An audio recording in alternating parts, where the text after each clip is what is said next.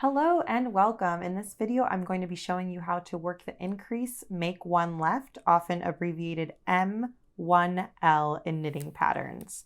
So I've got my little piece of knitting here. It's just plain stack net stitch. I've got a little garter border just so it doesn't curl up on me. And I've knitted to the center of my work, and we're going to say that I'm now supposed to work a make one left in my pattern.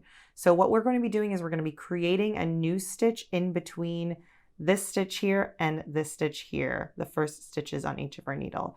So what we're going to be doing is we're going to be working a stitch into this bar right here. So the first step is to take our left hand needle and we're going to insert it under the bar from front to back like so that we've got a new strand that will pretend is a stitch on our left hand needle.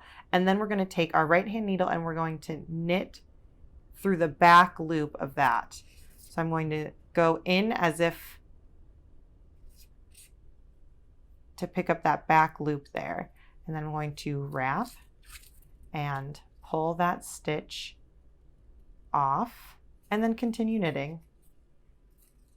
And it makes a relatively hidden increase here between two stitches here. I will show that to you again.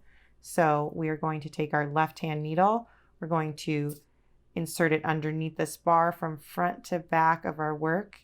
Then we're going to knit this through the back loop here and pull it off like so. And that is how you work a make one left.